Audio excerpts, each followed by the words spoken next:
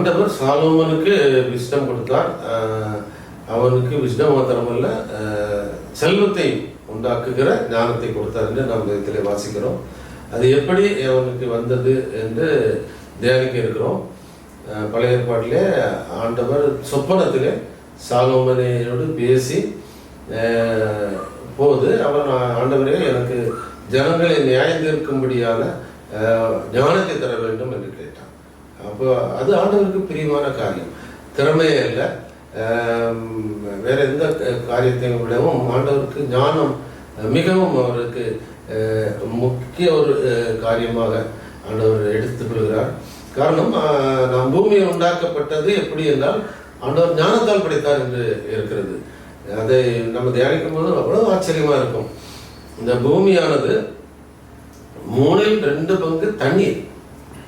ஆண்டவர் பூமியை ஞானத்தினால் அஸ்திபாரம் இட்டார் அப்படின்னு இருக்குது. 3/2 தண்ணீர் இருக்குள் மிதந்து கொண்டிருக்கிற ஒரு சாலிட், அதுதான் தரை பகுதி. அதில் நம்ம உட்கார்ந்து இருக்கிறோம். அந்த பூமியானது தன்னைத்தானே சுத்துகிறது.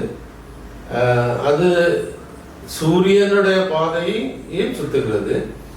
அது மாத்திரமல்ல, அது 6 மாசத்துக்கு ஒரு தடவை அதனுடைய ஆக்சிஸ்ல இன்க்ளைன்டு ஒரு பக்கமாக சாய்ந்து சுத்துகிறது.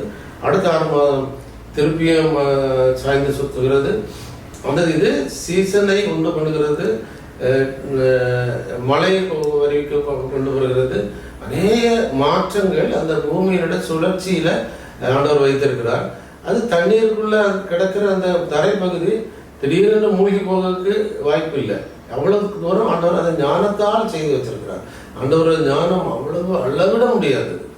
ஸோ அதனால ஆண்டவர் ஞானத்தை கொடுத்து அதை பெர்மனண்டாக அவருக்கு அவருடைய கேரக்டரை புரிந்து கொள்ளும்படியாக அந்த ஞானத்தை கொடுக்கிறார். அப்ப அப்படிப்பட்ட ஆண்டவர் இந்த ஞானத்தை கேட்ட அவனுக்கு செல்வத்தையும் கொடுத்தார். அந்த செல்வம் எப்படி என்றால் அது ஒரு பெரிய ஒரு ஆச்சரியம். நாம இப்போ ஒரு கிளிப்ல படத்தில் பார்க்கலாம். இஸ்ரேலுக்கு சுத்தி இருக்கிற தேசங்கள், அதாவது கிழக்கு பகுதியிலிருந்து மேற்கு பகுதிக்கும், வடக்கு பகுதியிலிருந்து தெற்கு பகுதிக்கும் எங்கு போக வேண்டுமானாலும் அது இஸ்ரேல் வழியாக தான் போகும்.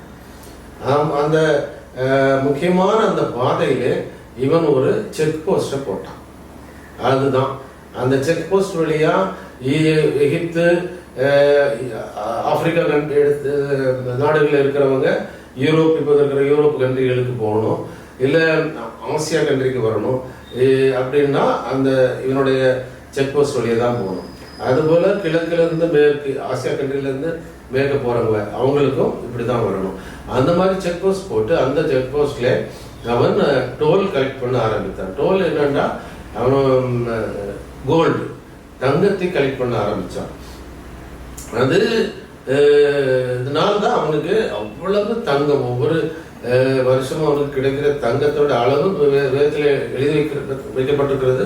அவ்வளவு மிகுதி. அவனுடைய காலத்தில் வெள்ளி ஒரு பொருளாக கருதப்படவில்லை.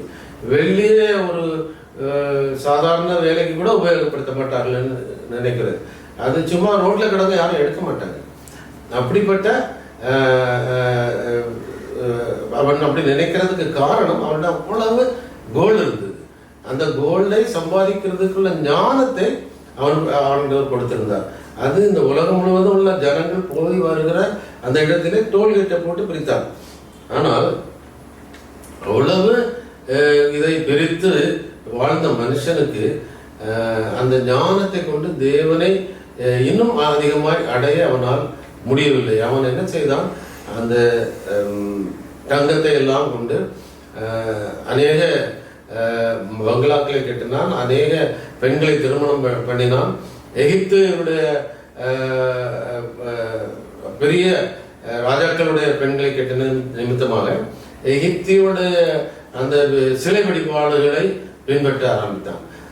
அவர்கள் இவனை, அவருடைய மர்மனை ஆட்டிகள் இவனை வழி விலக பண்ணினார்கள். இவ்வளவு ஞானமும் இவ்வளவு செல்வந்தனும் இருந்து உலகத்தில் அவனை மாதிரி கோல்டு இருந்தவங்க யாரும் இல்லை, இருக்க போறது இல்லைன்னு நினைக்கிறேன். அவன் அந்த ஞானத்தை சரியாக பயன்படுத்தாததினால் அவன் அதை தனக்கு அழிவு உண்டாகும்படியாய் ஆண்டவரை அறியாம இருக்கிற ஜனங்களை விட மோசமாக அந்த செல்வம் நிமித்தமாக அவன் கெட்டு போனான் என்று வாசிக்கிறோம். ஆனால் அவன் கடைசியில தேவாலயத்தை கட்டுவதற்காக அந்த கோல்டு எல்லாத்தையும் நகை எல்லாம் கொடுத்தான் என்று இருக்கிறது. இருந்தாலும் அவன் அங்கீகரிக்கப்படவில்லை கர்த்தருக்கு, அவனுக்கு ரட்சிப்பு வரவில்லை. அது ஒரு துர்பாக்கியமான நிலை.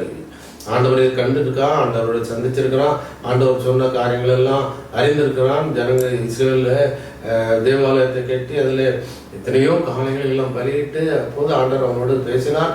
அவன் மற்றவர்களுக்காக ஜெபித்தான்.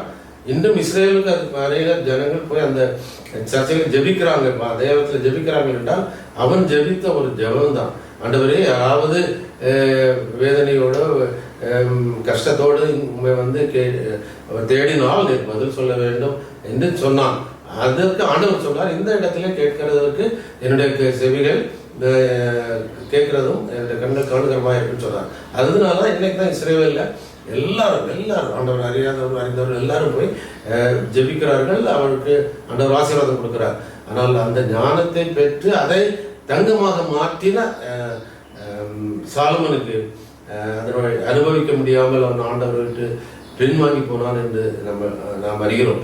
அதனால் ஞானம் ஆண்டவர் கொடுத்தா அதை நம்மளுடைய செல்வத்தை மாத்திரம் பெருக்குவதற்காக உபயோகப்படுத்தாதபடி நம்மை காத்துக்கொள்ள வேண்டும். கர்த்தர் தாமே உங்களை ஆசீர்வதிப்பாராக.